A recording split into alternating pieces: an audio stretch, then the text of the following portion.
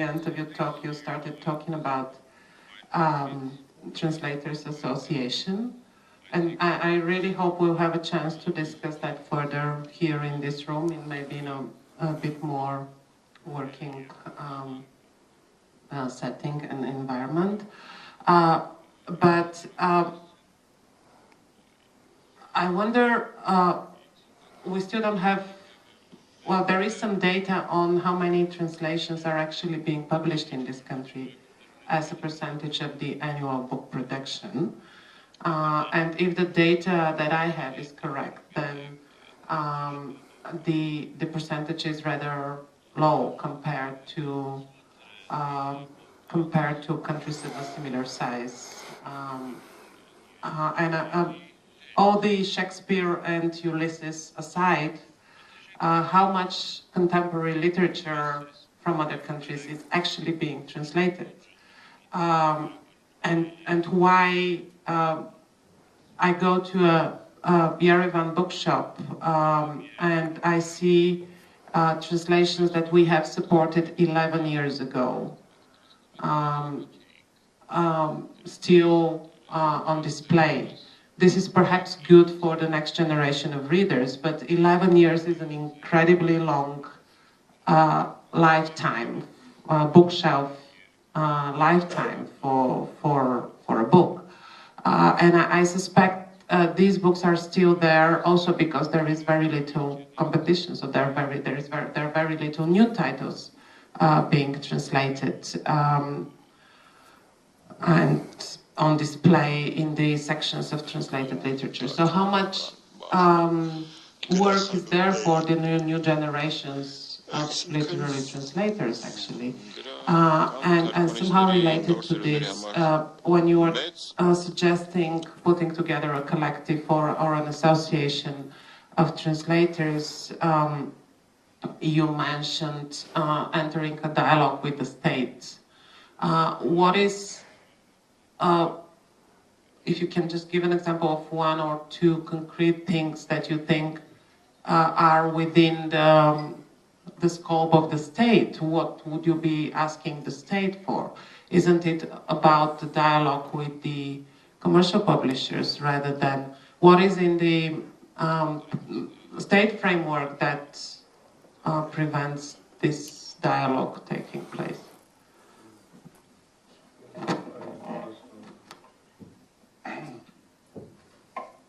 Իրականում վերջին նախամուս պատասխանում սկզբից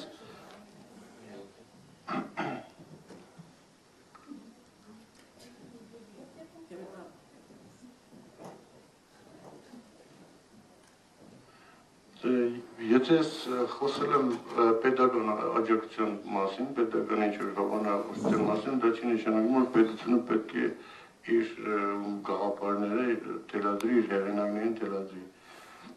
Հեղինակներին, թե ինչ հեղինակներին թարգմանում, մենք ենք որոշում, եթե ասոցիացիան լինի, պարզապես հրաշալի կլինի, եւ հենց այդ ասոցիացիան ընդհանուր կորոշենք, թե ինչ գրականություն է, ինչ հեղինակներ են հայատապ պետք այսօր ընդհանրենք հայ հանրությանը, հայ ընթերցող են։ Իսկ ինչ վերաբերում է նախորդ սկզբից Contemporary մենք ինքան շատ բան ենք բաց թողել, ես ընդամենը մի հատ Շեքսպիրի անուն նշեցի, որ լիակադար ունենք, բայց ինքան բան ենք մենք բաց թողել, որ հիմա contemporary մենք ում ենք համարում contemporary, ասենք modernistներին համարում ենք contemporary, ասենք T.S. Eliot, Ezra Pound, ասենք James Joyce, այդ ժամանակաշրջանի modernistներին հիմա պետք է թարգմանես, եթե մի հատ Ulysses թարգմանել ենք, բայց նախ Ezra Pound կա, Eliot-ից հիմնականում թարգմանված է, բայց լիքը James Joyce-ի մյուս գործերը թարգմանված չեն, որտեղ լիքը մոդեռնիստներ կան, չէ՞, որ հայ դերձողը դեռևս անուններն չգիտի։ Հիմա դրանց թարգմանենք, թե այսօր գրողներին թարգմանենք, ասենք, միանգամից Pynchon թարգմանենք կամ ավելի երիտասարդներին, որ մենք պետք է ընդրենք, չէ՞, լավերը պետք է ընդրենք։ Մյուս կողմից ասում եմ, ինքան բաց թողած բան կա, որ հնարավոր չէ, դրանց անտեսել, մանավանդ, որ 20-րդ դարից գրականությունը մոդեռնիստների Ես խոսում եմ անգլիագիր գրականության մասին, նույնը վերաբերում է ընդդրանք ֆրանսիացի։ Մենք Ֆլոբեր չունենք տակնամված, ամոթ ընթերցող ազգը մենք նորմալ Ֆլոբեր չունենք։ Իմ դեպքում որ հեղինակներին մենք պետք է ես նկատի ունենանք complete իրանց դարի լիակատար Ֆլոբեր ունենանք, լիակատար ով չուզենա լիակատար Ջոյս ունենա իր agradarum լավ թարգմանված կամ այսօրվա հեղինակներին, որովհետեւ պետք է անենք, իսկ պետությունը ոչ մի բան չի որոշում, պետությունը այդքան ուղեղات չունի որոշելու, իրենց գործը ընդհանրապես պետք է լինի ֆինանսավորել դա, իսկ որոշումը մենք ենք լինելու այդ ասոցիացիա, որ լինի հրաժարեք կլինի, միասին կորոշենք ինչ է պետք, Եթե Շեքսպիրից բաց թողնած բան լիներ, չկար, ես կոչ կանեի, որ այո, դա էլ պետք է լրացվի, եւ Շեքսպիրը ժամանակակիցն ինձ կարող մի հատ շատ լավ հատընտիր լինի, Քրիստոֆեր Մարլոյով, ամեն ինչով, թող դրանք էլ լինեն, որ մարդիկ պատկերացում կազմեն, ամեն ինչ էլ պետք է թարգմանվի։ Թե շեշտը ինչի վրա պետք է դնել, բնական է ժամանակակիցների վրա։ Շատ է բան թողնված է։ Սամվել, արտգրականությունում ժամանակակից թարգմանվում է չկան գիտեմ։ Ժամանակակից թարգմանվում է, ես արտգրականությունն էլ իմ այսպես ասած քաղաքականությունն է, որ հնարավորինչափ իմ այդ հանդեսում ժամանակակից հեղինակներ լինեն, բայց էլի ես միշտ խնդիրների առաջ եմ կանգնում, նախ առաջի երթին copyright-ի էլի չարաբաստիկ բանն առաջանում, որ ես լրիվ համաձայն եմ Դանիել Հանի հետ, որ ընդհանրապես պետք է copyright-ը վերացվի, copyright-ը մարդկանց հետ է պահում, այո, իսկապես հակամշակութային երևույթ է copyright-ը, ընդհանրապես պետք է վերացվի, բոլորը պետք է օրինակ Վիկտոր Պելևինի օրինակին հետևեն, եթե այդքան լավ գրող են, այն մարդը իր ամբողջ գործերը գցել է ինտերնետում բաց եւ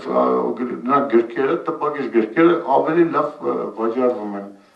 Copyright-ը մարդկանց ճնշող, մարդկանց տագիտության մեջ պահելու շատ լավ ձև է եւ ոմանց համար հարստանալու հրաշալի ձև է։ Copyright-ը պետք է վերացվի ընդհանրապես։ Թույլ կտակ copyright-ի մասին մի բան ավելացնեմ, ճիշտ մոտեցման դեպքում նամանավանդ ամսագրերի համար կարելի է անվճար ձեռք բերել copyright-ը։ Իհարկե օրինական ճանապարհով պայմանագիր կնքել անվճար տրամադրման մասին։ Ուղղակի որպես տեղեկություն եմ հայտնում, մենք կարող ենք զզթարցը փորձել աջակից լինել։ Շատ լավ, ես կդիմեմ ձեր օգնությանը, բայց ամեն մի հեղինակ բազ անհատականություն է, չէ՞, եւ ամեն մի հեղինակին նա գտնելն է դժվար։ Հետո ամենքը մարդկա հսկայական փող կարող է ուզի, մարդկա ընդհանրապես իրեն հնարավոր չի գտնել, մարդը կա ողորմած է Կուրտ Վանեկոտի նման կան հանճարեղ մարդը, որ նամակ է գրում թարգմանչուհուն, որը ես տպել եմ ժուրնալում Մերի Վաքսապեդյանին, որ ասում է Վիլյամ Սարյանի նախնին լեզվով տպվել, ինձ համար մեծ պատիվ է, կամ Պետր Հանդկեի նման գրողը պատասխանել էր, որ մեծ սիրով տպեք, մենակ խոստացեք, որ ես մի շիշ հայկական սպիտակ գինի կողարկեք, բայց դա լավ դեպքերն են, կողքից էլ շատ վատ դեպքեր կան, որ մարդկա կարող է արկել եմ, ասում եմ, չեմ ուզում իմ գիրկը կամ հատված իմ գիրկից հայերեն լույս տեսնի, դա համար copyright-ը պետք է վերացնել, իսկ Պետր Հանդկեին մի շիշ չէ, մի արգել կարելի ուղարկել։ I was just going to comment on, I agree with much of what Samin said, but Yana, when she alluded to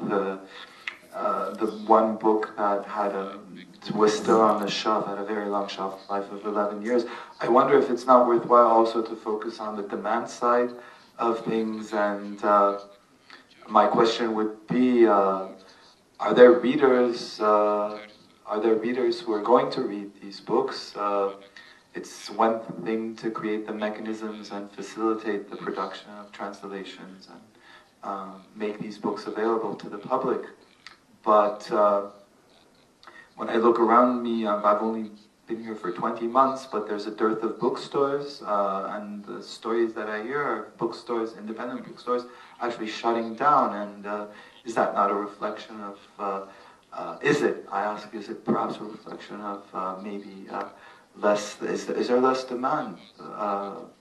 by the public? Are there less readers today than 10 years ago, 15 years ago? Of course, this is not something Armenia specific, I think. Maybe it's a phenomenon we see elsewhere with the advent of the internet and video games and kind of we're increasingly screen-based people with shorter attention spans. Is there a crisis, another crisis in terms of readership? Or do we have the same number of readers we do today that we did 20 years ago? And if so, why are bookstores in Armenia shutting down? Why are there so few bookstores? That has to be part of the decision about what gets translated. There has to be a part of it which is about where there is a credible market. But on the one hand, you think it's really important if Ezra Pound isn't in Armenian, we need Ezra Pound because Ezra Pound is someone we should have.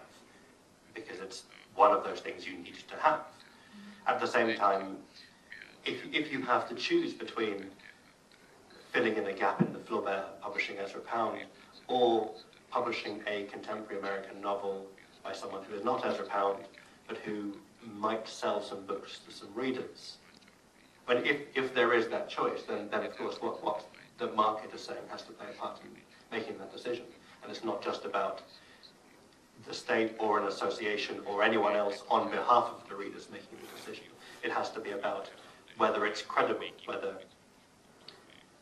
Pound or Flaubert will be great and will be great for various purposes, but actually if we have to choose between that and, I was going to say Thomas Pynchon, but Thomas Pynchon is quite difficult to sell as well. But for example, the new Philip Roth, the new Philip Roth, or something by Flaubert which may be completely wonderful, or something by Balzac which may be completely wonderful, but which will be slightly harder to get off the shelves. I would like to comment on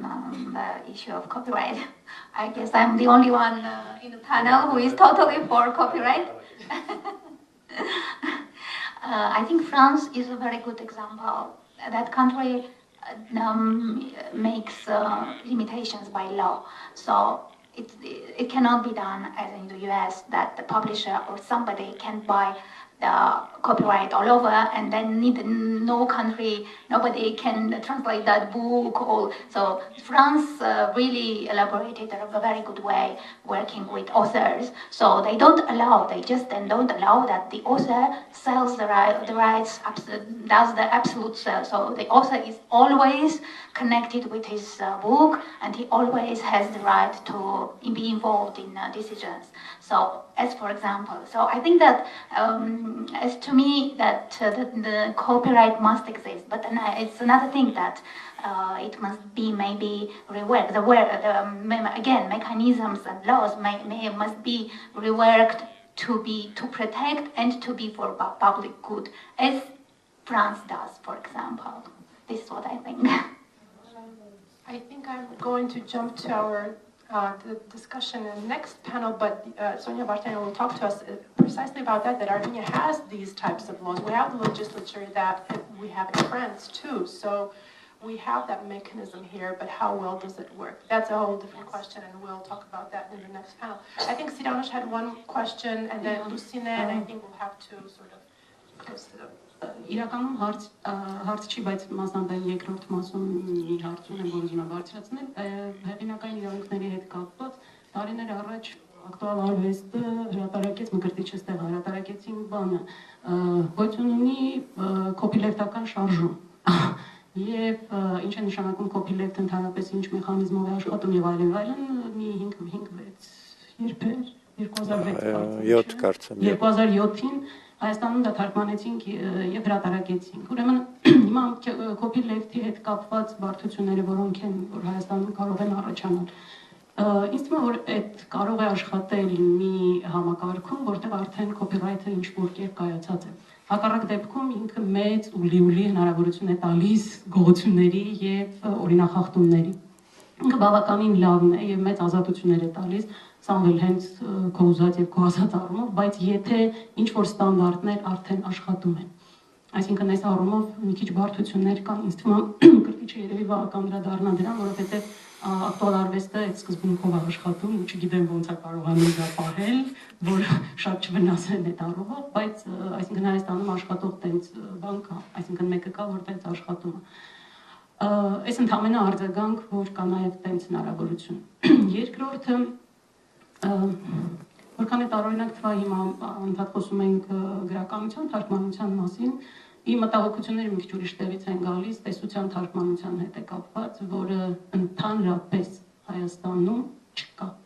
Այսինքն մեծ պատասխանատվությամբ ասում եմ ընդհանրապես, որտեղ են բոլոր հրատարակչությունները, որոնց հետ ես աշխատում եմ, որոնք գիտեմ, լուրջ հետաքրքրված չեն տեսություն հրատարակելով բացառությամբ Սարգիս Խաչենցը, որը շատ ընտրողաբար եւ այն էլ հիմնականում դասական հեղինակներ է թարգմանում ոչ ժամանակակից տեսություն։ Այսինքն այս առումով եթե դու թարգմանիչ ես եւ ուզում ես տեսություն թարգմանել, այդ մնում է քո հույսին ընդհանրեն, այսինքն դու կորոշես, դու կթարգմանես ձրի, որովհետեւ ուզում ես դա լինի հայերենով, հետո չես գտնի հրատարակիչ, որ հրատարակի։ Այսինքն մյուս հարցը, որ ուղղակի ուզում էի բարձրացնել, ոչ թե որ բան եմ անում, այլ գրականության կամ ընդհանրապես տեսության փիլիսոփայության բանի թարգմանությունն է, որը համարյա թե չի կարելի։ Այսքանը։ Գիտեմ, որ Շուշանը դրանով հետաքրքրված է, այսինքն նաև դա բարձրացնում եմ, որտեղ գիտեմ Շուշանն է դրանով հետաքրքրված, որպես թարգմանիչ, չգիտեմ հակառակ կողմ, գուցե հակառակողության, բայց ամեն դեպքում է։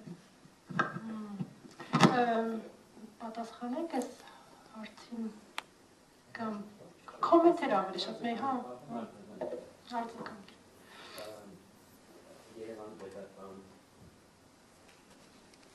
Եվ այն պետական լեզվաբանական համալսարանում տեսության թարգմանության հետ կապված ասեմ, որ որոշում կայացվեց, ամբիոնական որոշում կայացվեց, որպեսզի թարգմանվի տեսական աշխատանքներ ուսանողների կողմից դիպլոմային աշխատանքի հարթության վրա։ Ու լավ աշխատանքներ, լավ հոդվածներ գիտական թարգմանվեց։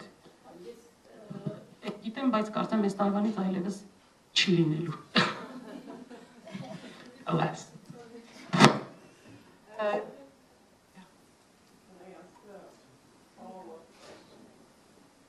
Is it also because there is still a competition of the Russian?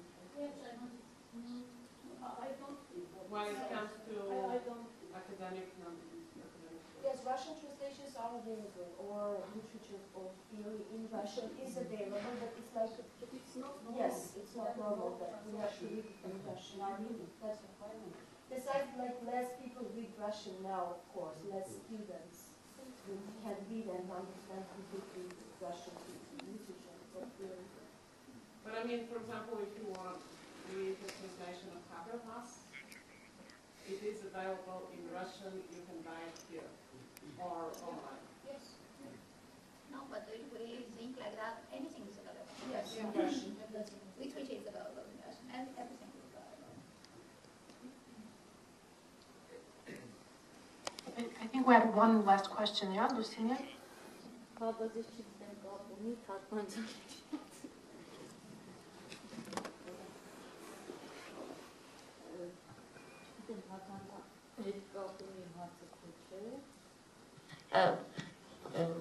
Որ ասում եք միություն բացվի թարգմանիչների համար, այդ միությունը կառավարի, ասենք, գրքի շուկան, որ ինքը այսօր մեր մոտ գրքերի շուկան նաև շատ թանկ է, այսինքն նմանա ոնց է Պեսոկ ծախովը, ոնց են Պեսոկ ծախում, այդ օլիգարխների նման է գիրք վաճառում ու բավական թանկ է։ Մենակ անկախությունից հետո իշն է 20 դրամ արժեին գրքերը թարգմանած, մի փոքր ժամանակակացում ագին գրքեր թարգմանեցին ու բավականին էժան է։ Հիշում եմ Զուքարյանի գինն ու ասենք Կավկան իմ գինը արժեին Նիչեն է։ Ձեր կարծիքով որն է ավելի ճիշտ։ Այսինքն ավելավեր տենց էժան մնար, թե վերածվի ոնց որ ասենք այսօր կարա թարգմանիչը գրողը կառավարի այդ շուկան։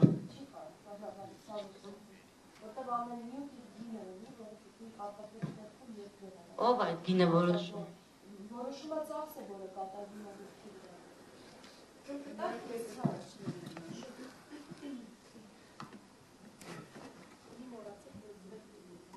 Թվային դարաշրջանում եք նաև, ոչ միայն գիտ տպելու։ Քանի որ մի փոքր տեղյակ եմ այս թեմայից, թույլ տվեք նաև այդ բացատրությունը տամ։ Հրատարակիչները բազմիցս խոսել են սրա մասին ու ասել են, որ եթե գրքի հրատարակվող գրքերի տպաքանակները բարձր լինեն, գիրքը էժան կլինի, բայց քանի որ գրքերը չեն վաճառվում, հետևաբար տպաքանակներն ցածր են։ Ու մենք խոսեցինք նրա մասին, որ գրախանութները փակվում են եւ նրա մասին, որ պիտի պահանջարկից ելնելով հրատարակվեն գրքեր։ Թույլ տվեք, ես չհամաձայնվեմ դրա հետ։ Մեր գրքի շուկան այնպիսի վիճակում է, որ ես կարծում եմ, որ հրատարակիչները, թարգմանիչները եւ գրախանութները իրենք պիտի պահանջարկը ստեղծեն, այսինքն առաջարկի միջոցով պիտի ստեղծվի պահանջարկը։ Մարդիկ չգիտեն ինչ գիրք կա գրախանութում, բնականաբար չեն գնում։ Գիրքը ինչի է 10 տարի այնտեղ, որովհետև գրախանութը վատ է աշխատում։ Ես դա կարող եմ ինքս իմ փորձից ելնելով ասել։ Մենք շնորհանդես ենք կազմակերպում գրքի, որի ժամանակ 3 ժամում 150 գիրք ենք վաճառում, իսկ գրախանութներում 6 ամսվա ընթացքում 5 գիրք է վաճառվում։ Պարզ է, որ այստեղ նաև կա խնդիրը գրախանութների աշխատանքի։ Իսկ այդ պատվերի մասին էլ խոսեմ, ինչու են գրքերը նույնպես մնում գրախանութներում, քանի որ այդ պատվերով հրատարակված գրքերը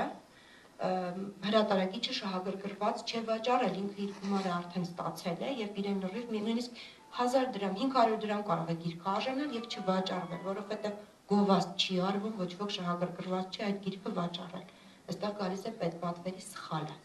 Եվ ես ինքս ուզում եմ շատ կողմ արտահայտվել ու մենք խոսել ենք Շուշանի հետ դրա մասին, որ գրական թարգմանիչների ասոցիացիայի միության կարիքը կա եւ շատ մեծ է։ Ես տեսնում եմ այսպես, որ ասոցիացիան կարող է կազմել այդ ցուցակները, թե ինչ գրականություն է նախ եւ առաջ պետք թարգմանել այլ լեզուներից եւ այդ ցուցակը ներկայացնել պետական աջակցության։ Եվ պետական աջակցությունը գնա թարգմանության ծախսերը հոգալու վրա։ Ես պատկերացնում եմ, որ այս համակարգը ավելի շուտ կաշխատի եւ արդեն վճարված թարգմանություն երբ որ լինի, այսինքն հրատարակիչը չունենա թարգմանչին վճարելու խնդիրը, ավելի հեշտությամբ կհրատարակվեն այդ գրքերը։ Հայերենից, մենք արդեն խոսեցինք հայերենից այլ լեզուներ, դա նույնպես առանձին հաստատություն է, որ ստեղծվում է եւ որի մասին մենք խոսել ենք նախարարության հետ մշակույթի, իրենք պատրաստ են ամենայն դեպս արտահայտվել են, որ պատրաստ են համագործակցել ծրագրային մակարդակի վրա, այսինքն կա գնորդ գրքի,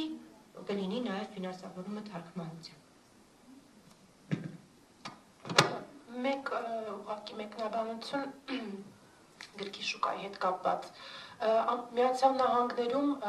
Borders անունով մեծ ցանցերի գրախանութ կար 2-3 հարկանի, որտեղ սուրճել են վաճառում եւ գրքերն արտակարգ ձևով մարքետ են արվում եւ այսինքն կա այդ մեխանիզմը վաճառելու, լավ ներկայացնելու, բայց փակվեցին։ Անցյալ նախորդ 3 տարիների ընթացքում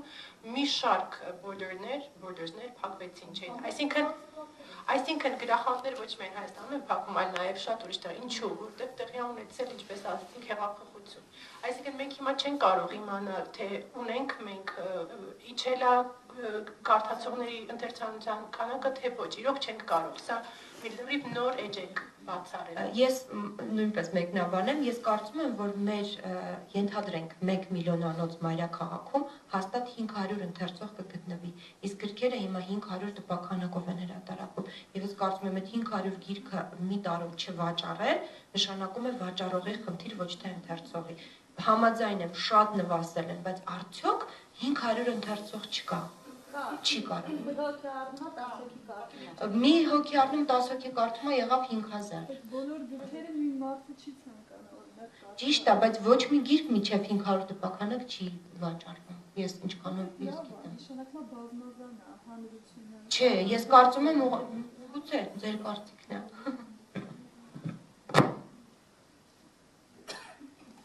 Կան ուրիշ մեկնաբանություններ, հարցեր, questions, comments։ Վերջին հարցն էլ անենք եւ եթե դեմ չեք գնանք լանչի, հա։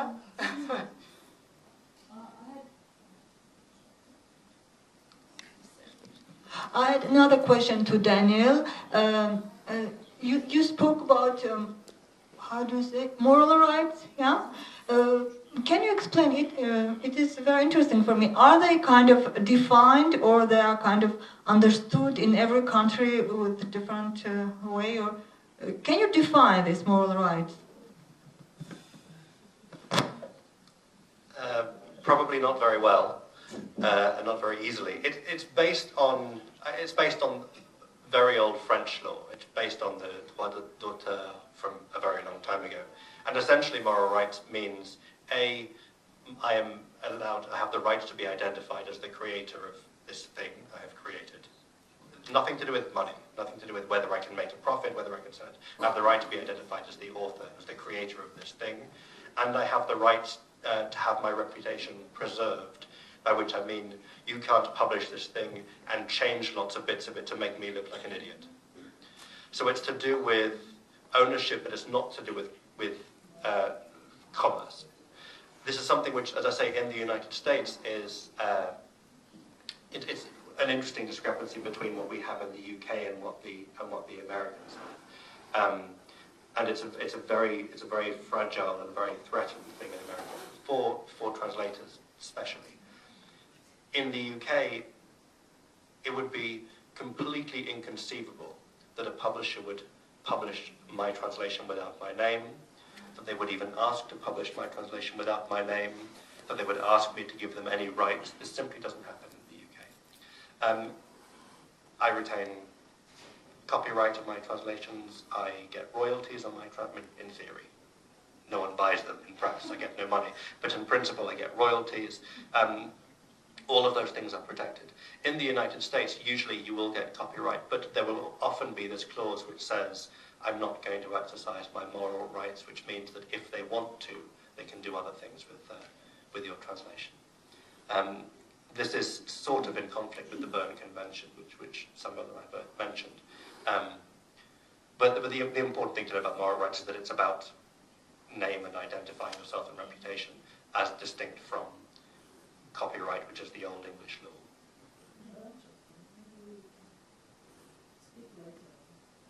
I mean, one of the things,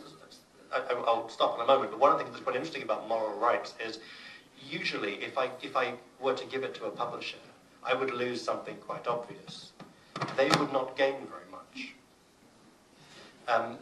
It doesn't really allow them to do a lot of the things that are going to make them very much money, whereas I could potentially lose quite a lot. So it is quite an odd conversation you often have with the publisher, where the moral rights are what is being disputed.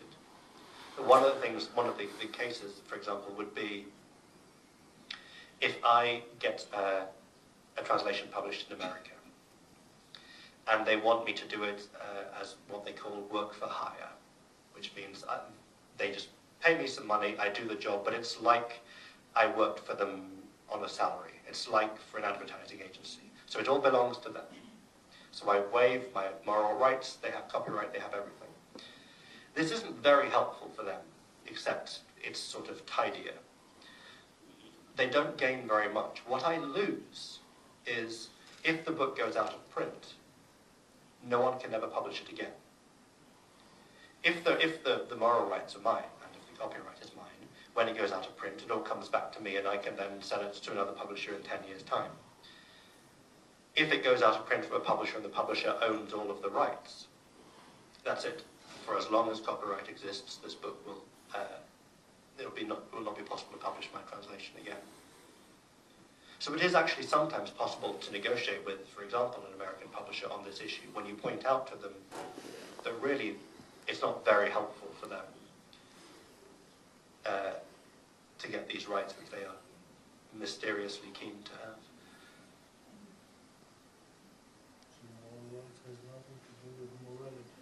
Nothing to do with morality. Publishing has nothing to do with morality. Morality. Inappropriate idea. So I invite you all to take a break for maybe 45 minutes to an hour to the cafeteria, which is in the older building across the bridge on the first floor. Second floor?